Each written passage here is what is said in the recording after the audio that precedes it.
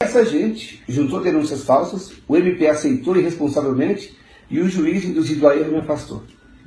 Aí recorremos no TJ, apenas um desembargador negou, os outros não votaram até hoje. Recorremos ao STJ, e consequentemente ao Supremo, e foi aí que eu tive a maior decepção da minha vida, juridicamente falando. Onde eu tinha a convicção que no Supremo Tribunal Federal essas coisas não aconteciam. O Ricardo Lewandowski, então presidente do Supremo, de 200 prefeitos que recorreram para votar para o cargo, chuta você, quantos votaram para o cargo de 200? Eu não faço ideia. Chuta. Metade? Todos votaram para o cargo. Tinham prefeitos presos. O Lewandowski mandou tirar da cadeia e pôr na cadeira de prefeito. Então quando eu recorri, falei, poxa, eu vou voltar para a minha cadeira. Eu vou voltar a ter o meu direito de exercer meu mandato, porque eu fui eleito democraticamente. O Lewandowski manda todos voltarem sob o seguinte argumento. Dano irreparável. O prefeito não pode ficar afastado, pode escrever minha linguagem, que é uma linguagem jurídica adequada, que está nas reportagens que eu vou te passar. O prefeito não pode ficar afastado, porque se ele for inocentado, ele perdeu o mandato. Ele fez isso com todos os prefeitos. Mas quando chegou na minha vez, aí eu comecei a receber propostas de comprar a sentença, comprar a decisão, proposta de 800 mil, 1 milhão e 800, 2 milhões de reais, de advogados de Brasília e Goiás. Tenho as provas. O senhor pode me detalhar essa parte? Sim. Como é que foi a primeira vez que ligaram para o senhor, ou para o seu advogado, ou pessoalmente? Logo que chegou ao Supremo, inacreditavelmente, advogados de Goiás e Brasília descobriram que eu existo, que meu telefone é X, e começaram a ligar para mim. No seu fixo? Celular e fixo, só que eles ligavam restrito, apenas 2 não ligaram restrito. Bom, mas aí seu telefone começou a tocar, advogados de Goiás... Brasília se identificavam como pessoas que tinham profunda influência, trânsito no Supremo e no STJ, e faziam propostas. 800 mil reais, 1 milhão, 1 milhão e 800, 2 milhões de reais. O senhor pode me narrar o primeiro telefonema, por favor? Foram vários, né? A fala deles são parecidas, né? O modus operandi são parecidos, né? Se apresentam, falam que sabem do meu caso em Brasília, a situação que está, e que tem alternativa para reverter, que o caminho é A, B, C. O caminho é X, Y, etc. E funciona assim, assim, assim. Você levanta o recurso, alguém em São Paulo vai buscar o dinheiro com você, e em Brasília a gente resolve dentro do Supremo. Eu nunca acreditei, em princípio. O senhor chegou a gravar alguma dessas ligações? Só no final. Aí os 2 últimos me chamaram mais atenção e eu fui a Brasília conversar com um deles, né? E ele reiterou a proposta. Ele deu nomes de pessoas, assessores de Lewandowski, que hoje alguns estão com a ministra Carmen Lúcia. Quais são os nomes? Eu vou te passar, não sei de diferença, mas eu vou te passar alguns. E fez a mesma proposta, 1 milhão e 800 mil, 2 milhões de reais, que resolveria a parada. Eu não paguei, claro, óbvio que eu não paguei. E a minha liminar, SL 1001, foi negada. Inacreditavelmente negada depois dele retornar todos os prefeitos ao cargo. Quantos dias depois dessa conversa? Uns 15 dias aproximadamente, eu não sei precisar exatamente. Porque eu não tinha, em princípio, a disposição, a coragem de levar isso adiante, fazer uma denúncia no CNJ, na Polícia Federal. Eu vou ao Senado denunciar também, porque o CNJ não tem competência para nem investigar nem punir o ministro do Supremo, eu não sabia. E ao ser indeferida a minha liminar, aí começou a me causar uma revolta muito grande. E novamente os advogados vieram falar comigo. Assim, olha, você não pagou, você não fez, perdeu. Falei, mas como? Todos os prefeitos voltaram para o cargo. Você não pagou. O senhor chegou a perguntar se os outros prefeitos pagaram? Não, mas parece meio óbvio, né? O prefeito está preso. Está em cárcere, está preso. E o Lewandowski tira o sujeito da prisão e põe na cadeia do prefeito. Falei, pô, o meu caso é tão simples. Acusação tão frágil contra mim, eu vou voltar logo. E fui ao CNJ, fiz a denúncia formal. Faz uns 15 dias. Até hoje ninguém me chamou no CNJ para nada, nenhum contato. Só protocolou a denúncia formalmente. Tenho uma cópia contigo. Tá. E até hoje nem um contato. Por mais grave que seja, estou denunciando o ministro do Supremo. Eu achava que no outro dia eu estava sendo chamado lá no CNJ, no Supremo, para me explicar como é que eu estou expondo o ministro. Nada aconteceu. Em razão disso, eu tomei a iniciativa de procurar a Polícia Federal e também a revista Veja e a Folha de São Paulo. Não, vai em Brasília. Eu falei para a assessoria do Daiero, do Leandro Daiero. Eu fui na fonte. É tão impressionante que conversei com a assessoria dele, depois que eu protocolei a denúncia, dei uma cópia para a assessora dele, chamada Karine, e falei: Karine, é muito grave, explica para o diretor da Polícia Federal, esse crime está acontecendo agora, o flagrante está acontecendo, se ele agir hoje, ele prende em flagrante os criminosos que estão negociando sentença no Supremo. Portanto, Karine, eu vou ficar aqui no hotel Kubitschek o dia inteiro esperando para vocês me chamarem para eu colaborar nessa investigação. Nem sinal.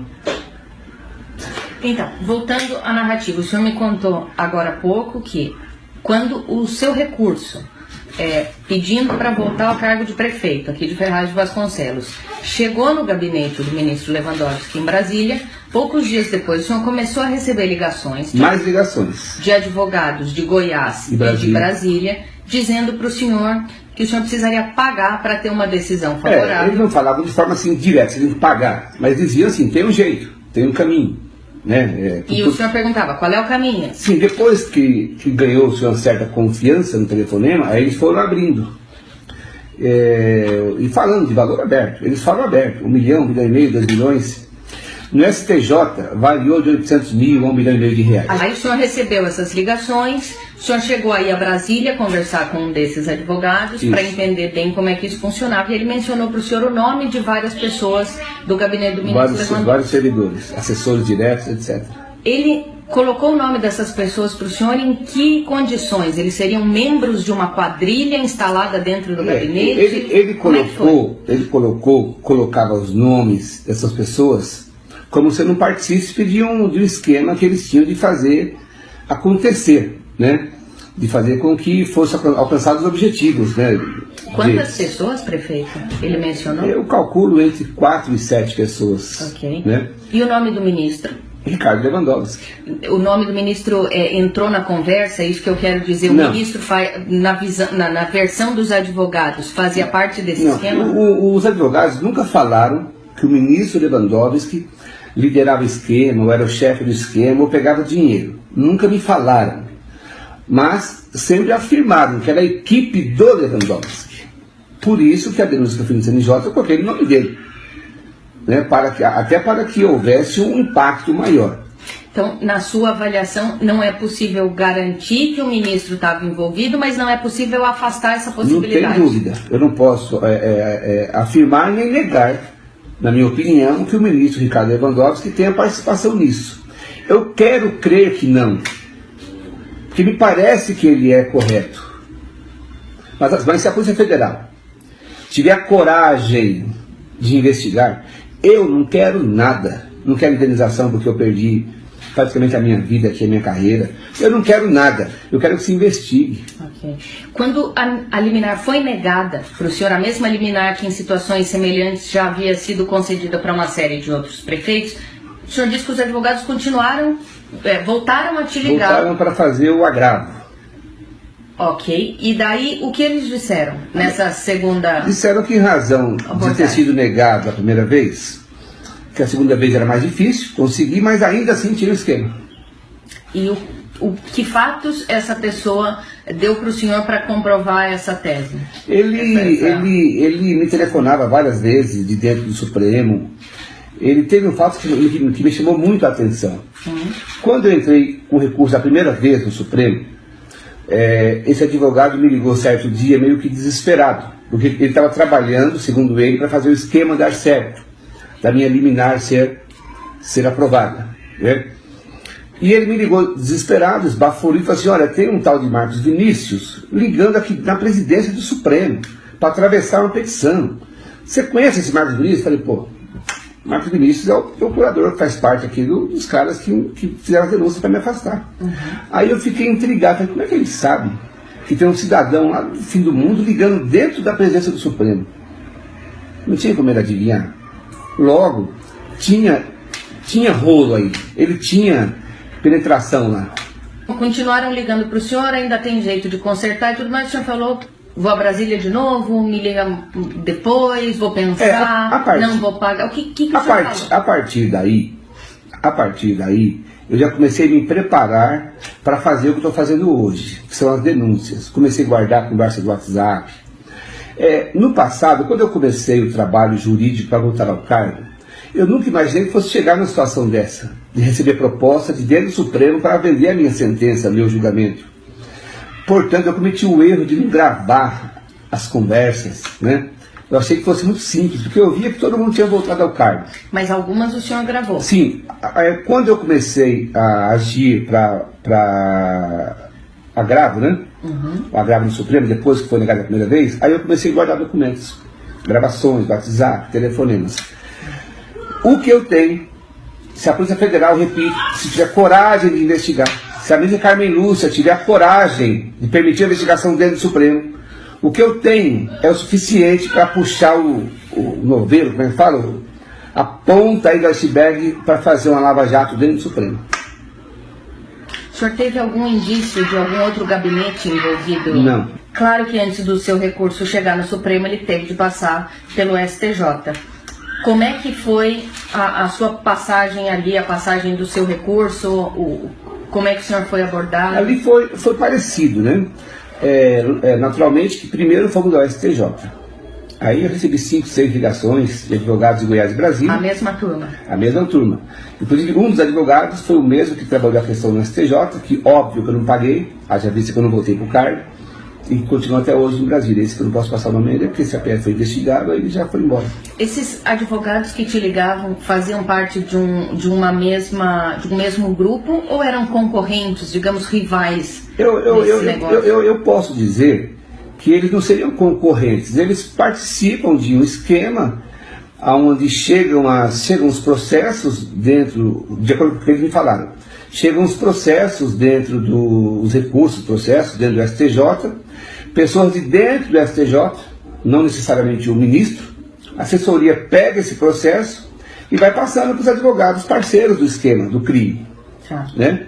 E já passam tudo, a possibilidade, dos dados, endereço, telefone. Mas esse advogado que integra esse esquema dentro do STJ e do STF, ele colocou que o filho do Falcão tem trânsito em todos os demais gabinetes e poderia reverter o meu afastamento.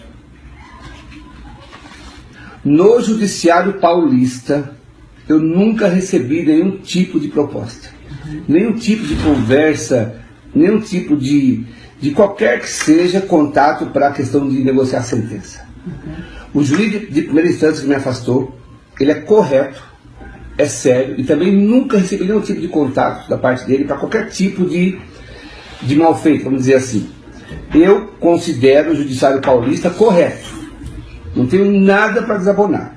O que eu tenho de muita indignação é o fato dos desembargadores até hoje não terem tido a sensibilidade jurídica, vamos dizer assim, e o juiz de primeira instância, de ler o processo que me afastou e ver a obviedade da fragilidade das denúncias. E o principal, de me manterem afastado, sem eu ter sido condenado, sem eu praticamente não ter sido ouvido, e as denúncias serem totalmente frágeis, falsas e fabricadas. Como é que o senhor se sente vendo tantos políticos envolvidos na Lava Jato atuando nos seus mandatos há muito tempo? Isso faz parte, isso tudo, na minha opinião, faz parte de todo um sistema apodrecido e corrompido do Brasil, que a sociedade fala político tal, político, política. Se a sociedade acordar, ela vai perceber que a classe política é uma pequena engrenagem desse processo corrupto que apodreceu, que é um câncer, eu diria,